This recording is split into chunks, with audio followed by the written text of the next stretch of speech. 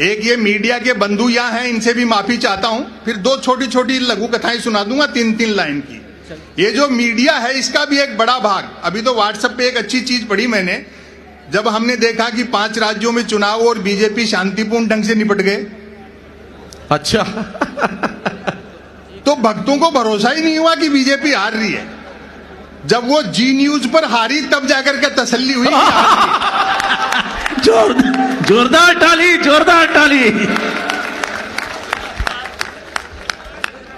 दोस्तों ये मीडिया दिखता दिए के साथ है लेकिन है हवा के साथ। ये आजाद भारत में पहला मौका है जब गलती सरकार करती है, मीडिया सवाल विपक्ष से करता है। प्रधानमंत्री कदम ताल करता है तो मीडिया उसे मार्च पास्ट बताता है। वो टेलीविजन पे बहस देखते हो आप, अमूमन 4 जन बहसी आते हैं, जैसे किसी जमाने में अवध के नवाब मुर्गे लड़ाते थे। एक मुद्दे का समर्थक, दूसरा मुद्दे का विरोधी, तीसरा बुद्धिजीवी दोनों को हड़काने वाला और चौथा एंकर तीनों को भड़काने वाला। और व्यंग पर आपकी तालियां उठेंगी, चौथा एंकर तीनों को भड़काने वाला। बहस होनी होती है गरीबी की रेखा पर और करते रहते हैं रेखा की गरीबी पर। वाह।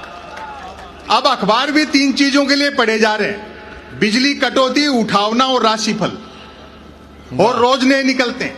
एक दिन तक अखबार के दफ्तर से 2 लोग आगे बोले, संपत सरल जी नया अखबार लॉन्च कर रहे हैं, आप भी ग्राहक बन जाओ। क्योंकि अखबारों का कोई पाठक तो बनता नहीं, ग्राहक ही बनते। 1 रुपए में 16 पेज, और जो मैंने जवाब दिया उसका आनंद ले। 1 रुपए में 16 पेज।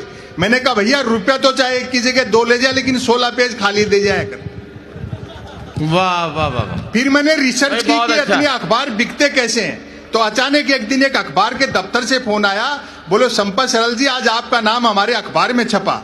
मैं बड़ा खुश हुआ, जी आपका अखबार कहाँ मिलता है? बोले हमारा अखबार कोई होकर नहीं बांटता है, जिस किसी का नाम छप जाता है दिन भर वही खरीद खरीद कर बांटता है। तो ऐसे दौरे में मीडिया से आप ज्यादा उम्मीद न रखें। 2-1 लघु कथाएं सुना दूं, टीम बहुत लंबी है जी। सोशल मीडिया का तो यह हाल है, पता नहीं से सोशल मीडिया क्यों कहते हैं साहब। हजारों किलोमीटर दूर बैठे आदमी से तो हम जुड़ना चाहते हैं, लेकिन बस ट्रेन फ्लाइट में सफर करते हैं तो कोशिश रहती है बराबर वाली सीट खाली रहे। मैं तो सोशल मीडिया का लोहा उस दिन मान गया जब एक सज्जन ने यूट्यूब पर मेरे कवि सम्मेलन मुशायरे की एक ही क्लिप को सालवें 100वीं बार सुना और नीचे गाली लिखी, लानत है संपत सरल को, नालायक ने साल भर से रचना तो छोड़ो कपड़े तक नहीं बदले। और एक आ गई है सेल्फी। क्या आत्ममुग्धता का दौर है साहब। कैमरे का फ्रेम दिखते आदमी जिराफ हो जाता है। मैं तो देखता हूं कई माताएं बहनें अपनी सेल्फी ले लेकर के सोशल मीडिया पे अपलोड करती रहती हैं। सच बताऊं उन सुंदरियों के चेहरे देखकर मेरे मन में वही भाव आते हैं जो कभी दर्पण में पद्मिनी का चेहरा देख करके अलाउद्दीन खिलजी के आए होंगे। और व्यंग पर तो आपकी अब तालियां उठी, बड़ा धोखे का संसार है साहब। वही सुंदरियां मुझे आमने सामने साक्षात मिल गई, बड़ा धोखा हुआ। जिनको पद्मिनी समझता रहा वो तो खुद अलाउद्दीन खिलजी निकली। और कुछ नहीं करना आपको, एक मेल अकाउंट खोलना है जो बैंक अकाउंट खोलने से भी आसान है।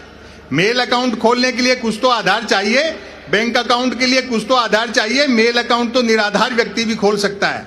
बाकी 3 चीजें हैं, एक अदद स्मार्टफोन, नॉन स्टॉप इंटरनेट और निठल्लापन। वाह। लेकिन सोशल मीडिया का फायदा भी है। एक तो हम घर बैठे आवारागर्दी कर सकते हैं, और इस बात पर आपकी तालियां उठेंगी। सोशल मीडिया का सबसे बड़ा फायदा यह है, बेरोजगारी पूरी तरह खत्म हो गई, क्योंकि हर हाथ को काम मिल चुका है। ये नौजवान दोस्तियां बैठे हैं, ये मुमरा के 10 लोगों के लिए एकदम सही बात कही है।